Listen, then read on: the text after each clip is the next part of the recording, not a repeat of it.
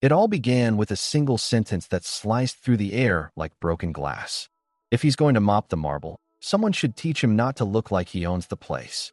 The words rolled off the billionaire's tongue with the weight of entitlement, drawing out laughter from his circle of investors. In the middle of the glossy lobby, Martin Keller stood with his mop, the bucket by his side, and a silence in his chest that was louder than any insult. His jumpsuit was faded, seams frayed from years of labor, but he wore it like armor. Every chuckle from the men in tailored suits bounced off him like stones hitting steel. He did not flinch, and that unsettled them more than any reaction could have. The one who had spoken leaned on a cane, his smirk sharp and dripping with arrogance. His name was Tariq Almas, a tycoon known for slicing reputations as casually as he sipped wine. He raised his glass, added something cruel in flawless Arabic, and his followers erupted into fresh laughter. Martin's mop glided across the marble, catching the golden reflection of the chandelier, but his eyes, calm and steady, flicked toward the group. There, beneath his sleeve, a faded tattoo shimmered under the light, an ancient symbol, half forgotten by the world. He straightened, and in flawless Arabic, his voice cut through the laughter.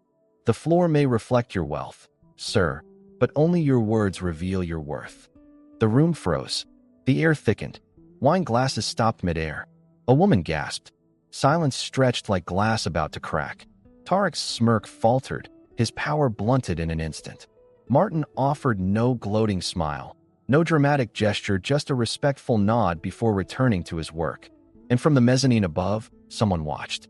Elena Hart, the CEO, had paused mid-stride, her schedule thrown into disarray by what she had just witnessed. She had planned her evening down to the minute, but what she had seen in the janitor unsettled her.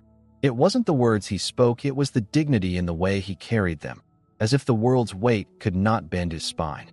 For the first time that evening, Elena's glass of water tasted different, bitter with truth. Martin wheeled his cart toward the dim hallway, his chest heavy with a quiet ache. Inside the maintenance room, the light was dim, but warmth filled it. On a worn chair sat his son, Daniel, crayons scattered across a workbook. "Hey, buddy," Martin whispered, crouching beside him. Daniel's eyes lit up with joy, holding up a drawing of a spaceship. "This one has solar sails. Think we can ride in it one day?" Martin smiled, exhausted but sincere. "Only if you pack the snacks." Daniel laughed. But soon, the boy's smile faltered, his eyes searching. "Dad, why did that man yell at you?" Martin hesitated. He could have lied, but instead, he whispered, "Because some people think clothes and money make them better than others." Daniel tilted his head. "Then why did he look scared when you answered?" Martin exhaled slowly. "Because the truth makes some people afraid not of being wrong, but of being seen." Back in the gala hall, whispers stirred. Elena stepped onto the stage, her black suit gleaming under the chandeliers. Her voice carried with quiet fire as she welcomed the guests, her gaze lingering for a second too long on Tariq. "Dignity," she said, "doesn't always enter through the front door. Sometimes it comes in with a mop and steady hands." Tariq looked away, his confidence fractured. Hours later, when the gala had ended and silence returned to the lobby, Martin returned to his work. His mop glided like a rhythm only he could hear. But tonight, his routine was broken by the sound of heels clicking behind him. He turned and Elena Hart stood there, her eyes unreadable, her words a dagger wrapped in silk. "You speak Arabic," she said softly. "What else are you hiding, Mr. Keller?" Martin met her gaze without flinching. "Arabic, Latin, a little Greek. Enough to get through a library or a war zone." Elena tilted her head, studying him with a curiosity she hadn't expected to feel. In the silence between them, the weight of her power met the steadiness of his dignity. "Finally," she asked, "why are you really here?" Martin looked at her, really looked. She was powerful, untouchable, yet her eyes carried cracks like glass that had been shattered once and pieced back together. He didn't answer with the story she wanted. Instead, he said softly, "Because I have a son who needs to see that even if the world calls you small, you can still stand tall." Elena didn't reply, but her silence wasn't indifference, it was recognition. Something had shifted in her, something she hadn't prepared for. That night, after the gala lights dimmed and the last cars disappeared from the circular driveway, Martin returned to the janitor's room. Daniel had fallen asleep with a crayon still clutched in his hand, his little body curled up in the chair. Martin pulled a thin blanket over him, brushing crumbs from his son's jacket. The ache in his chest returned, but not from fatigue, from the weight of knowing how fragile every small victory was. For years, he had worked invisibly, sweeping, scrubbing, making himself small so his son could dream big. But tonight, something was different. He had spoken in a voice he hadn't used in years, and the world had listened. He wondered if that would cost him more than he could afford. The next morning, whispers already filled the building. A shaky 30-second video, captured by a catering assistant, was spreading online. It showed everything: the insult in Arabic, Martin's quiet reply, the silence that followed. Janitor silences billionaire. The man who didn't flinch. Who was Martin Keller? By sunrise, it had millions of views. Inside the tower, every stair Martin passed carried something new, not mockery, not pity, but unease. As if the very floors he mopped had begun to speak. And up in the executive offices, Elena Hart stared at her tablet, watching the clip over and over. She should have been preparing for a board meeting. Instead, she replayed the look in Martin's eyes, the kind of look she hadn't seen across the polished tables of power in years. Later that morning, Martin found a message waiting for him on his dusty company inbox. He rarely checked it, but today, something pulled him to look. The message was short. Please come to the 48th floor. Office 312. No escort needed. E.H. His breath caught. He stared at it for a long moment, then slowly removed his gloves, washed his hands, and straightened his jumpsuit collar. He didn't change. He didn't need to. The elevator ride stretched like an eternity. Floor after floor of steel and glass blinked past until the doors opened to reveal minimalist elegance and a view that looked down on the noise of the world. Office 312 had no nameplate. The frosted glass door was slightly ajar. Inside, Elena stood by the window, arms folded, her profile cut against the skyline. She didn't turn. "How does it feel?" she asked, her voice carrying across the silence. "To have the world watching you for something you never asked for." Martin closed the door gently, like walking into a room that was always there. Only now the lights are on. She turned at that, her eyes sharp, tired, but searching. "You're not just a janitor." He smiled faintly, without pride. "No one ever is." But then her voice hardened, slicing through the calm. "You know they want to fire you, and I don't know if I can stop them." Martin's expression didn't change.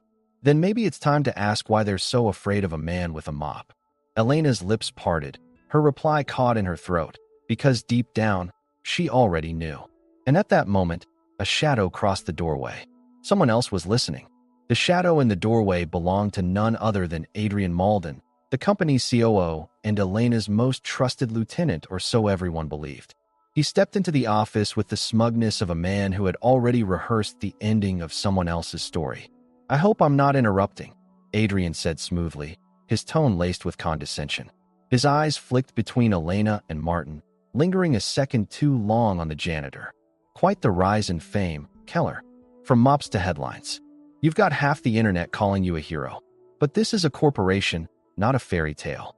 Martin said nothing, his silence sharper than any comeback. Elena's jaw tightened. She knew Adrian well enough to recognize the danger when he smelled blood. Adrian placed a file on the table, his smile razor thin. "This company thrives on order, and what I see here is chaos." He slid the papers toward Elena, but his gaze never left Martin. "Why do you think a man with your education hides in overalls? People don't just end up here by accident. They're running from something." The words dripped with poison, meant to plant seeds of doubt. Elena didn't flinch, but Martin caught the faint flicker in her eyes, a question she didn't want to ask, but couldn't ignore. Martin's voice was calm when it came. "Sometimes people stop running not because they're guilty, but because they've already lost enough." Adrian smirked, unfazed. "Or because they're hiding a truth that could burn the walls down." By that afternoon, whispers had evolved into rumors, and rumors into suspicion. Workers huddled around their phones in the break rooms. Some swore Martin was an undercover journalist. Others claimed he was a disgraced professor. Each story grew taller than the last, fed by the hunger for scandal. Martin ignored them all, focusing only on Daniel, who sat in the corner of the janitor's room drawing superheroes. One sketch caught Martin's eye: a man in a jumpsuit holding a mop like a sword, facing down a wall of suits. Beneath it, In Daniel's crooked handwriting were the words, "Real heroes don't shout. They stand." Martin swallowed hard, his throat tight. He wanted to believe that standing would be enough, but standing had gotten him destroyed before. That evening, Elena faced her board. Adrian led the charge, his voice smooth, his tone venomous.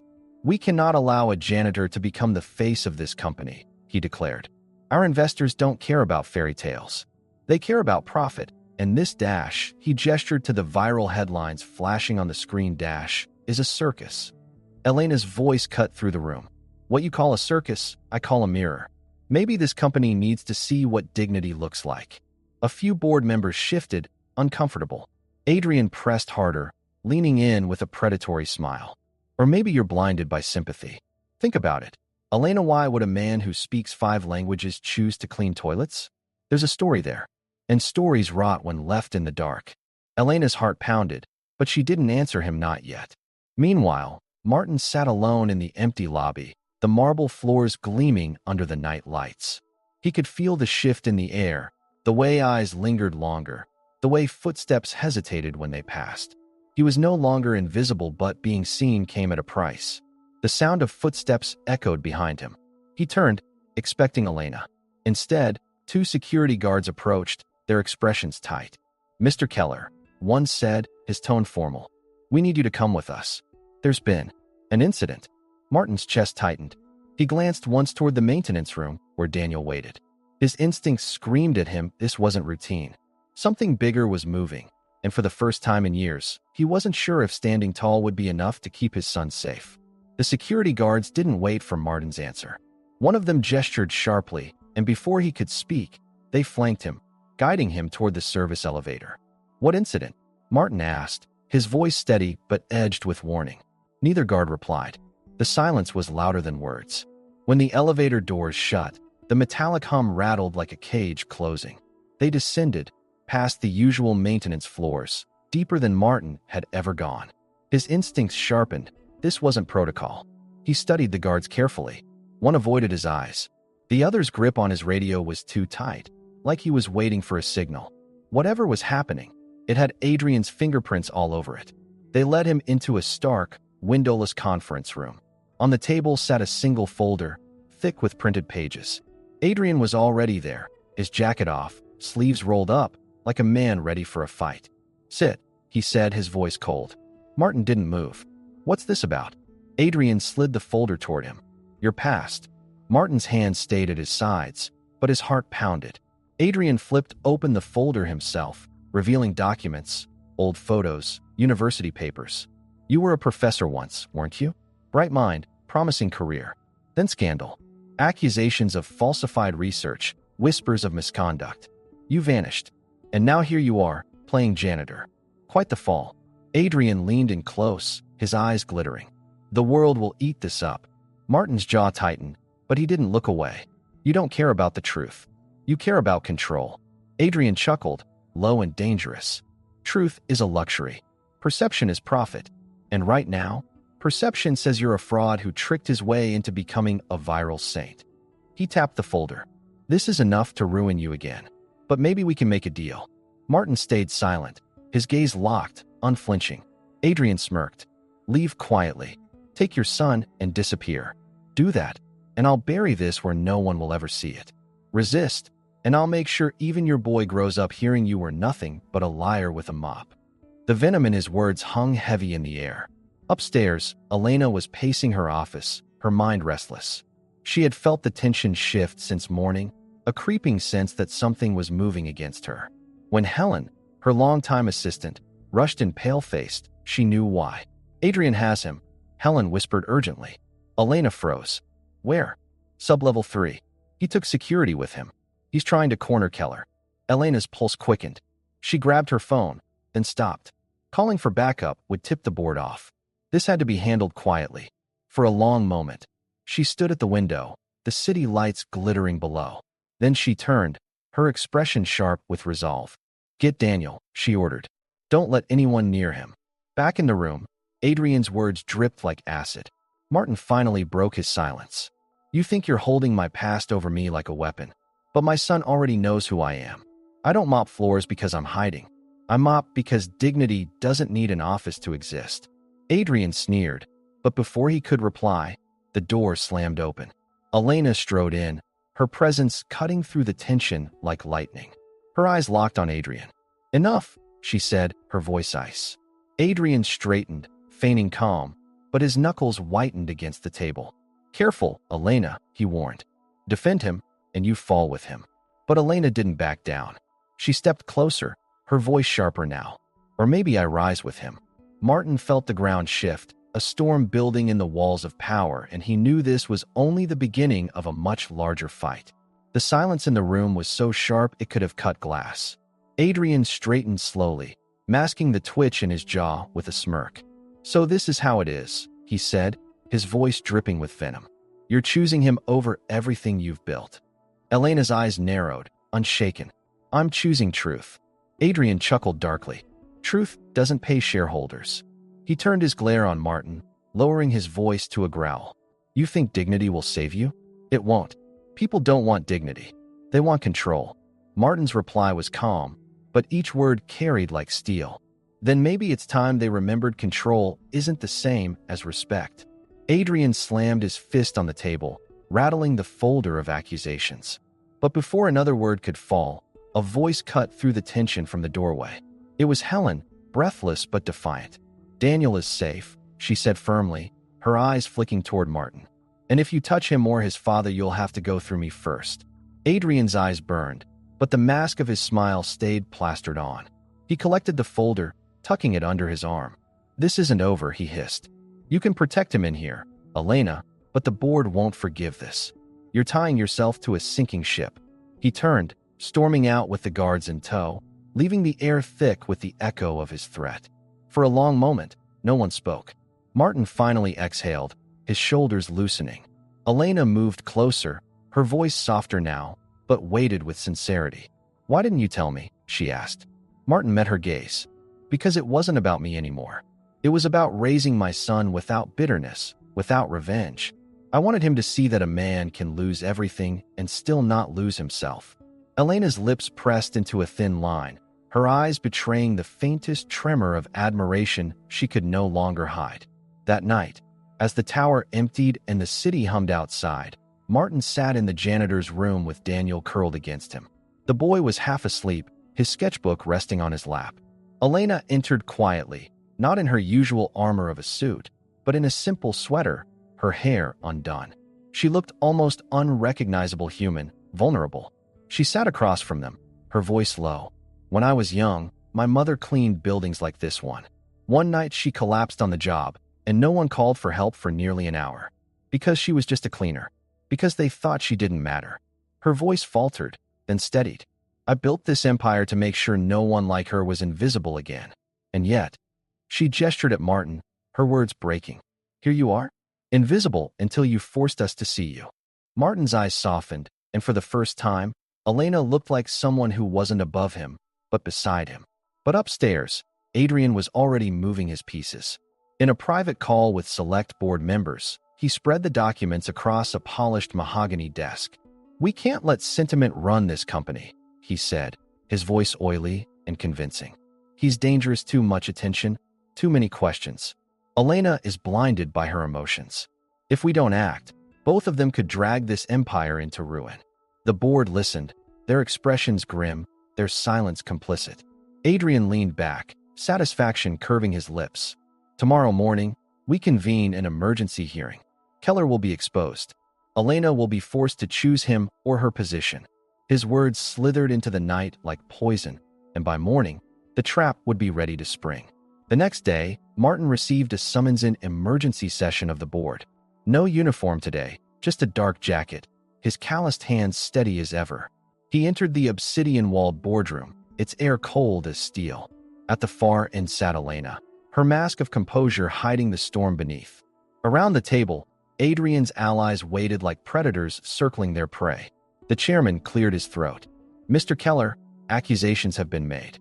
Documents suggest misconduct in your past, and we have reason to believe your presence here compromises the integrity of this company."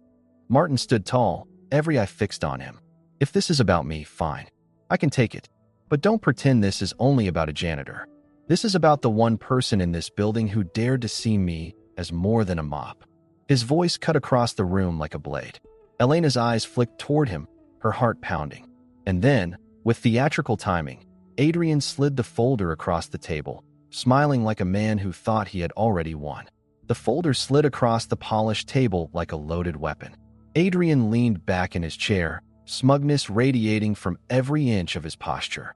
"Read it," he urged the board, his eyes never leaving Martin. "See what kind of man you've allowed to become the face of this company." Pages rustled, whispers spread like wildfire. Elena sat motionless, her expression carved from stone, though her nails pressed crescents into her palms beneath the table. Martin didn't flinch. "You're right about one thing," he said evenly. "I was a professor. I made mistakes, the kind anyone could make under pressure. But what you're holding in your hands, that's not the truth. That's the story of a man someone wanted erased. And I'll tell you why." His gaze swept the table, his voice low but unshakable. "Because power fears what it can't own." The room stilled. A woman at the far end, silver-haired and sharp-eyed, leaned forward. "If not you, then who?" Martin locked eyes with Adrian. "Ask the man who signed the memo to bury my research and use it as leverage for his own career. Ask him why he's terrified of the truth coming out." Adrian's smirk faltered for the first time. He scoffed, but the crack in his facade was visible. Before he could speak, Helen rose from the back of the room, her voice clear and unwavering. "I overheard him," she said firmly. 2 nights ago, he ordered an IT technician to access Keller's terminal, plant the forged messages, and frame him. He thought no one was listening, but I was. Gasps broke around the table. Adrian shot up from his chair, his face twisting in fury. "Lies," he barked. But the damage was done. The seed of truth had bloomed, undeniable. The chairman's gavel struck once, silencing the uproar. His eyes bore into Adrian with icy authority. "You will vacate your position immediately pending a full inquiry," he declared. Adrian's protests echoed down the hall as security escorted him out, his empire crumbling in real time. The board turned their attention back to Martin, but before they could speak, he raised his hand. "I don't want my job back," he said quietly. "This was never about that. But don't let my silence be twisted into a weapon against her." His eyes moved to Elena, steady and resolute. "She saw me when no one else did. Don't punish her for believing in something real." The board exchanged uneasy glances, but Elena finally stood, her voice steady as steel. "He's right. This isn't about saving me, it's about saving what we claim to stand for. And if this company can't handle that truth, then maybe it doesn't deserve to stand at all." 2 weeks later, the atrium buzzed with anticipation. A banner stretched across the glass entryway in elegant lettering. "The language of tomorrow, a studio for healing and voice." Martin stood at the threshold, Daniel's hand in his name etched in silver beneath the words founded by Dr. Martin Keller. Inside, the space was warm, filled with light and shelves of books, a circle of desks arranged not for hierarchy, but for community. Workers who had once been invisible custodians, cafeteria staff, delivery drivers sat in the front row, eyes shining with hope. Elena appeared at his side, dressed simply, no armor of power, only the weight of someone who had chosen to fight for something that mattered. She leaned close, her voice softer than he'd ever heard it. "I told them to keep the title. It never stopped being yours." Martin's throat tightened, but he smiled. "Then maybe it's time to use it again." That evening, as the first class ended and the hum of voices faded into laughter, Martin sat with Daniel, helping him pack up his sketchbook. Elena lingered by the doorway, watching the boy slip his hand into his father's, safe, certain, proud. For the first time in years, Martin felt whole. Not because he had been vindicated, but because he had been seen. Elena crossed the room, her eyes meeting his. "This was never about redemption," she said softly. "It was about restoration. And you restored more than your name, you restored us all." Martin reached for her hand, calloused and steady, and she didn't pull away. Outside, the city pulsed with its usual noise, but inside that studio, a quiet power had taken root, the kind that could outlast wealth, outlast titles, even outlast time itself. And as the lights dimmed, Daniel's voice carried through the room with simple certainty. "Dad, real heroes don't shout. They stand."